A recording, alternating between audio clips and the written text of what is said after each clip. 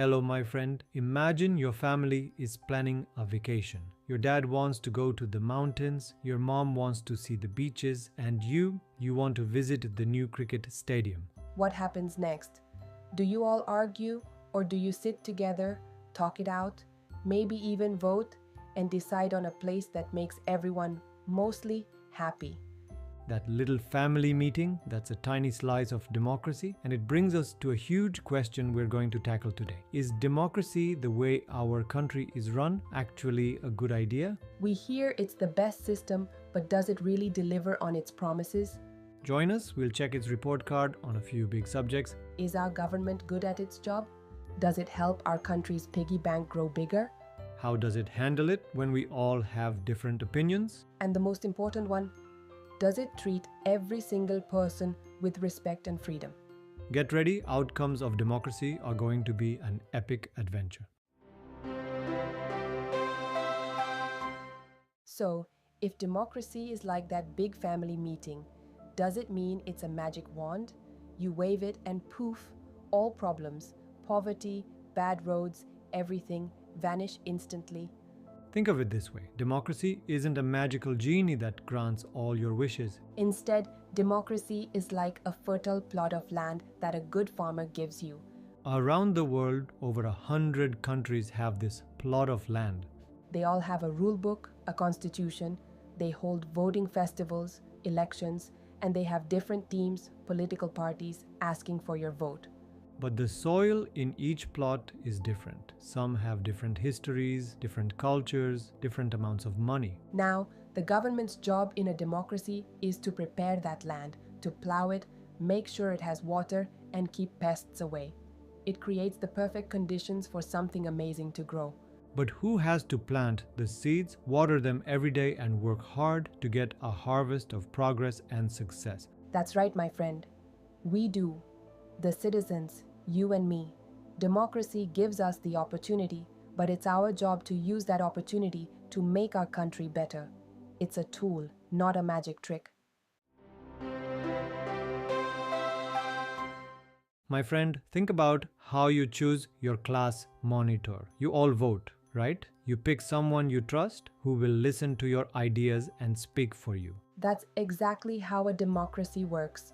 We, the people, get to choose our leaders, and this government is accountable to us, meaning it has to answer to us for its actions. It also has to be responsive, listening to our needs and dreams. Now, some might say, but democratic governments are so slow, they're not wrong. Imagine one person planning a surprise party.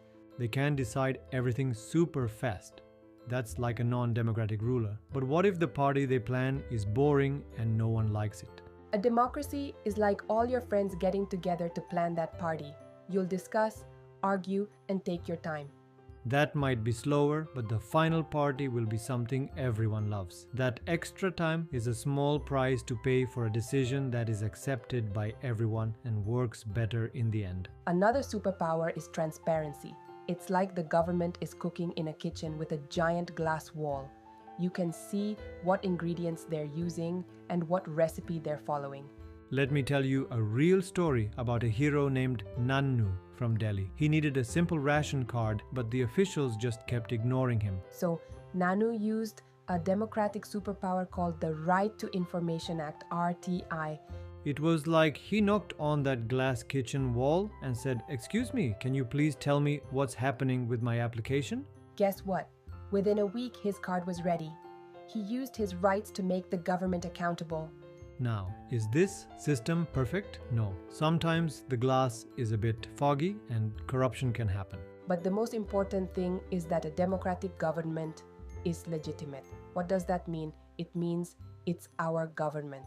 We chose it. It's the people's own team. And that's why from India to Bangladesh to Sri Lanka, people believe in it. It's a feeling of ownership that is priceless. Okay, we've established that democracy is fair and that it's our government. But let's talk about money. The big question is, does democracy make a country rich? Let's imagine a huge cricket tournament. In one corner, we have Team Democracy, where the captain is elected and everyone on the team has a say in the strategy. In the other corner, we have Team Dictatorship, where a single powerful captain makes all the decisions, no questions asked. Now, if we look at the scoreboard for matches played between 1950 and 2000, we see something surprising. On average, Team Dictatorship scored just a little bit faster, had slightly higher economic growth. But hold on. Before you start cheering for the other team, a smart cricket fan knows that the score isn't just about the captain. It also depends on the condition of the pitch, the global situation, the size of the stadium, the country's population, and the game plan the team follows, its economic policies. When we look closely, especially at countries that were poor to begin with, the difference in their scores was almost zero. Team Democracy and Team Dictatorship were neck and neck. So, while having a democratic captain doesn't guarantee you'll hit a century of economic growth every time, it doesn't put you behind either. And here's the most important part. We don't just support a cricket team because it always wins. We support our team because we love the players, we love the way they play together, and we believe in their spirit. We choose Team Democracy not just for the economic runs, but for all the other amazing things it gives us. Fairness, freedom, and respect. That's the real trophy. So, Team Democracy is the one we want to cheer for. But let's look at one of its biggest challenges. Imagine our country's entire wealth is a giant, delicious Diwali mithai box. In a democracy, we all get an equal vote on which mithais should be in the box. Should we have more Kaju Katli or more jalebi? That's political equality and it's great. But now, it's time to distribute the mithai. Does everyone get their fair share?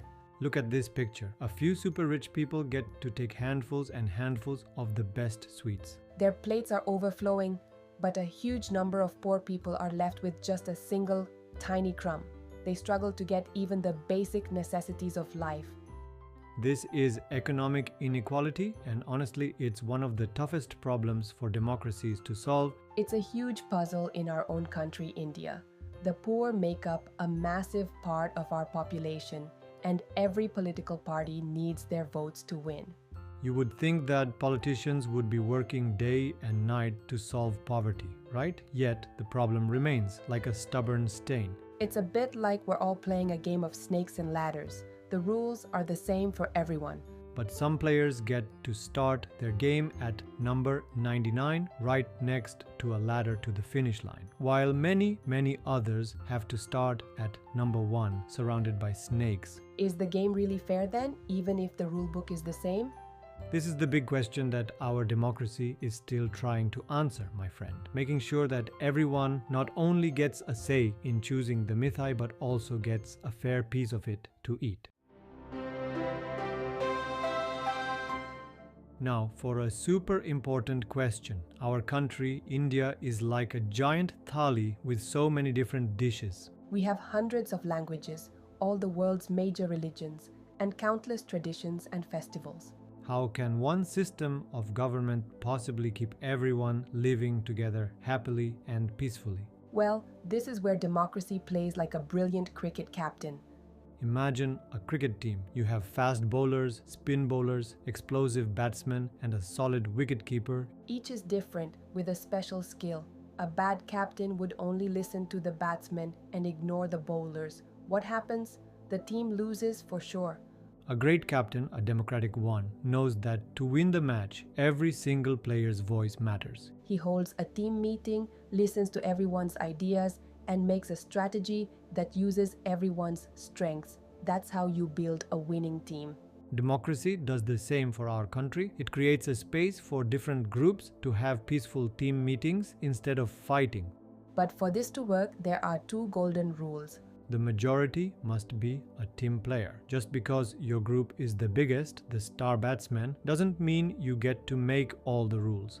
The majority has a duty to work with and protect the minority groups, the bowlers and fielders. The majority isn't permanent. Being in the majority shouldn't be based on your religion or the language you speak. In a real democracy, it's about ideas. Today, your idea might be in the majority. Tomorrow, it might be mine. Everyone should have a chance to be on the winning side.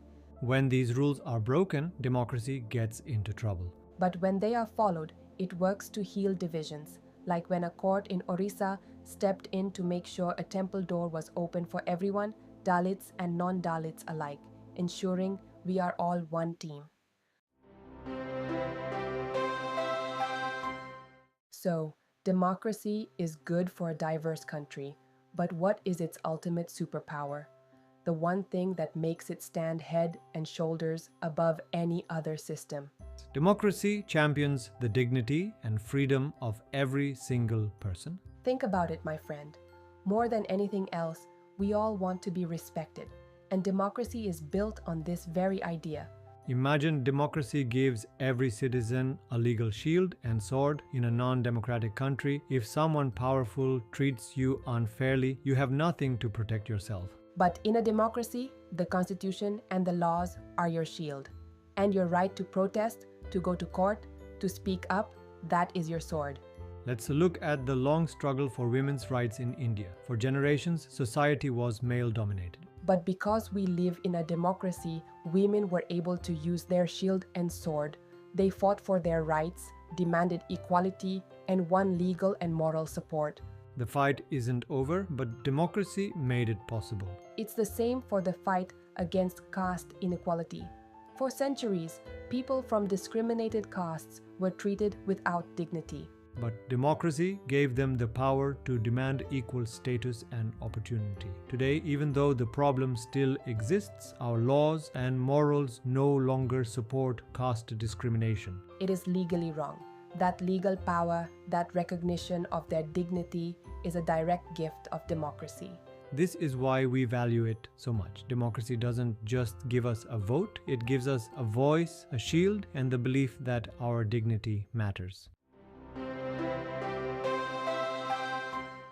Here's something amazing and a little bit funny about democracy. It's like it's taking an exam that never ever ends. Think about your school report card. When you get 80 out of 100, what do your parents say? Do they say, "Great, you can stop studying now"? Of course not. They say, "Wonderful, now let's aim for 90 next time." That's exactly what happens in a democracy. As soon as the government does something good, we, the citizens, immediately ask for more and want things to be even better. So, when you see people complaining about the government or debating loudly at a chai stall or arguing on the news, don't think it's a sign of failure. It's actually a sign of success. Why? Because it shows that people are no longer silent spectators. In the old days, under kings or foreign rulers, people were just subjects. Their job was to be quiet and obey. But in a democracy, we are not subjects. We are citizens. We have become aware. We know we have the right to expect things from our leaders, and we have the power to look at their work and say, "This is good, but you can do better." That complaining, that expecting, that questioning, that is the sound of a healthy democracy. It shows that people believe their vote actually matters and can make a difference in their lives. Our journey shows us that democracy is not a perfect, magical system. It can be slow. It isn't always free from corruption, and it still has a big battle to fight against poverty and inequality. But it is still, by far, the best system out there. Why? Because it gives us a government that is legitimate. It's our government, chosen by us. It gives us the tools of transparency and accountability to keep it in check.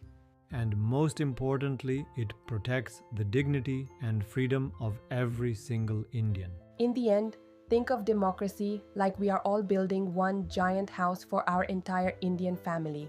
It's a massive project. Sometimes we'll discover a leaky roof of corruption. Sometimes the floors of inequality will be uneven, and sometimes the door of decision-making will be slow and creaky. But the most wonderful thing is this: it is our house. Because we are the builders, we have the power and the tools to fix the leaks, level the floors, and oil the hinges. It takes time, it takes effort, and it requires all of us to work together. But day by day, we can keep making our democratic home stronger, safer, and more comfortable for everyone who lives in it. And that, my friend, is the real journey of democracy. Got any questions? Ask in the comments below. We are here to help. Subscribe for more. And let's keep learning together. That's a wrap.